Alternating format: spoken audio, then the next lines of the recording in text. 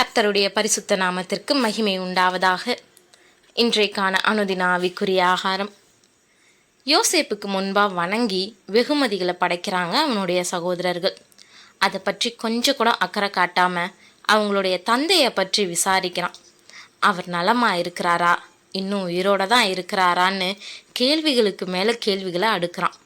தங்களுடைய தந்தையை பற்றி எகிப்தின் அதிகாரி அதிக அக்கறையோடு விசாரிக்கிறது இவங்களுக்கு கொஞ்சம் குழப்பமாகவும் ஆச்சரியமாகவும் இருந்திருக்கும். அடுத்ததாக தன்னுடைய தம்பியாகிய பெஞ்சமீனை உற்று பார்க்குறான். அவன் சின்ன பிள்ளையாக இருக்கும்போது பார்த்தது. இப்போது அவன் வாலிபனா முன்னாடி நிற்கிறான். ஆச்சரியமும் அதிசயமும் அவனுடைய உள்ளத்தில் சந்தோஷமாக நிரப்பிக்கிட்டு இருந்துச்சு. அவனை பார்க்க பார்க்க யோசேப்பினுடைய உள்ளம் உணர்ச்சி பிழம்பாக இருந்துச்சு. எத்தனை எண்ணங்கள் அவனுடைய இருதயத்தை துருத்திட்டு இருக்கும். பெஞ்சமீனை பார்த்து, மகனே, தேவன் உனக்கு கிருபையாக இருப்பார்னு அவனை வாழ்த்துறான். அவன்கிட்ட முதல் முறையாக பேசுகிற வர எந்த உணர்வையும் வெளிப்படுத்தாத யோசேப்புக்கு வாய் திறந்ததும் எல்லா உணர்ச்சியும் வெள்ளம் திறந்து மடையாக பாயுது. அவனால் அழுகையை அடக்கவே முடியல. யோசேப்பின் உள்ளம் தன் சகோதரனுக்காக பொங்கினபடியால் அவன் அழுகிறதற்கு இடம் தேடி துரிதமாய் அறைக்குள்ளே போய் அங்கே அழுதான்னு ஆதியாகமம் 43:30 நம்ம வாசிக்கிறோம். உணர்ச்சிகளை கட்டுப்படுத்த முயன்று தோற்று போனான் யோசேப்பு. தன்னை ஆசுவாசப்படுத்திக்கிட்டு போஜனத்தில் வந்து அமர்றான். எகிப்தியர்கள் எபிரேயரோடு இணைஞ்சு உணவு உண்ண மாட்டாங்க. யோசேப்பு இப்போது எகிப்தியனாக இருக்கிறதுனால ஒரு சில நடைமுறைகளை கடைபிடிக்க வேண்டிய நிர்பந்தத்தில் இருக்கிறான். எகிப்தியர்கள் எப்பொழுதும் தங்களை மற்றவங்களுக்கு மேலாகவே கருதுவாங்க. அவங்க தங்களுடைய நாகரிகத்தை மற்ற நாகரிகத்தை விட மேன்மையாக நினச்சாங்க. அவங்க ஒரு நீண்ட வரலாற்றை கொண்டிருந்ததுனால தங்களை அவங்க மிகவும் பண்பட்ட மக்களாக கருதுனாங்க. எபிரேயர்களை போன்றவங்க நேர்மையற்ற காட்டு மிராண்டிகளாகவே பார்க்கப்பட்டாங்க. யோசேப்பினுடைய வீட்டில் இருந்த எகிப்திய விருந்தினர்கள் அன்னைக்கு அவங்களோட உணவருந்திய எபிரேயர்களை பார்த்து வியந்திருக்கணும். எகிப்தியர்கள் தங்களோட அமர்ந்திருக்கிறத இஸ்ரவேல் புத்திரர் ஏற்றுக்கொண்டாங்க. யோசேப்பின் வீடு பெரிய மற்றும் விசாலமானதாக இருந்திருக்கும். மதிய உணவுக்காக பலரை ஒன்றா அமர செய்ய முடிஞ்சுது.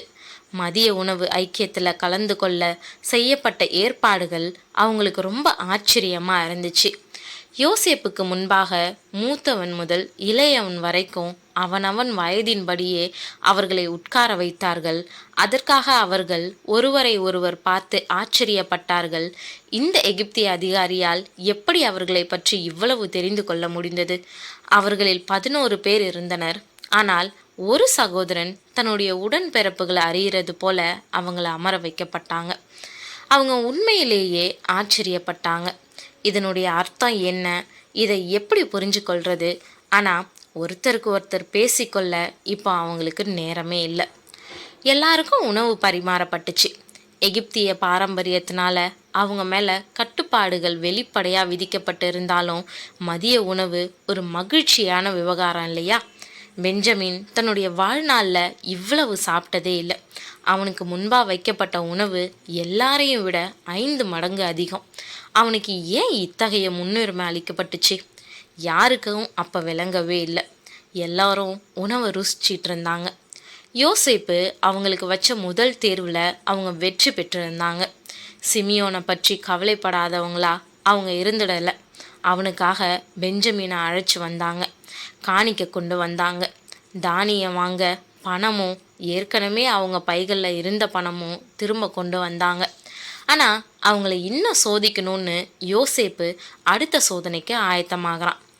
பின்பு அவன் தன் வீட்டு விசாரணைக்காரனை நோக்கி, நீ இந்த மனிதருடைய சாக்குகளை அவர்கள் ஏற்றிக்கொண்டு போகத்தக்க பாரமாய் தானியத்தினாலே நிரப்பி அவனவன் பணத்தை அவனவன் சாக்கின் வாயிலே போட்டு இளையவனுடைய சாக்கின் வாயிலே வெள்ளி பாத்திரமாகிய என் பானபாத்திரத்தையும் தானியத்துக்கு அவன் கொடுத்த பணத்தையும் போடு என்று கட்டளையிட்டான். யோசேப்பு சொன்னபடியே அவன் செய்தான்னு ஆதியாகமம் 44:1-2 நம்ம வாசிக்கிறோம். அவங்க தங்களுடைய சுபாவத்தை மாற்றிக்கிட்டாங்களா? அவங்களுடைய பாவத்தை பற்றி உண்மையாகவே மனஸ்தாபப்படுறாங்களா? அவங்களுடைய தகப்பனாகிய யாக்கோபின் தேவனுக்கு பயப்படுறவங்களா இருக்கிறாங்களான்னு அவங்கள சோதிக்க யோசேப்பு கவனமாக தேர்வு வைக்கிறான். பிரியமானவர்களே, நாம் அதிகமாக சோதிக்கப்படும் போது தான் நாம் யாருன்னு நம்மளால் விளங்கி கொள்ள முடியும். அவர் என்னை சோதித்த பின்பு பொன்னாக விளங்குவேன்னு யோபு சொன்னதை நாம் நினைவுபடுத்துவோம். பரீட்சையை விரும்பாதவங்க எதுக்கும் தகுதி இல்லாதவங்களாக தான் இருப்பாங்க. எப்படி உடைச்சாலும், எப்படி உருக்குனாலும், கசக்குனாலும், குலுக்குனாலும், நெருக்குனாலும், நொறுக்குனாலும் வெளிவர்றது, ஜீவ வாசனையாக இருக்கிறது உண்மையானவங்க கிட்ட மட்டும்தான்.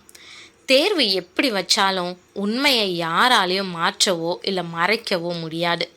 நாம் யாருன்றதை உறுதிப்படுத்த அநேக தேர்வுகள் அவசியமே. யோசேப்பின் சகோதரர்கள் இன்னும் பிழியப்படணும். அப்போ தான் அவங்கக்கிட்ட ஏற்பட்டிருக்கக்கூடிய மாற்றம் சூழ்நிலையினாலேயா இல்லை உண்மையினாலேயான்னு விளங்கும். அதே போல் யோசேப்புக்கிட்ட நாம் இன்னொரு பாடத்தை கவனிக்கணும். தன்னுடைய சகோதரர்கள் திரும்பி வந்து தன்னுடைய காலில் விழுந்ததை நினச்சி ஒரு கணமும் அவன் பெருமைப்படவே இல்லை. அது அவனுக்கு தேவையும் இல்லை. அவனுடைய இருதயத்தில் பழி வாங்கக்கூடிய எண்ணமும் இல்லை.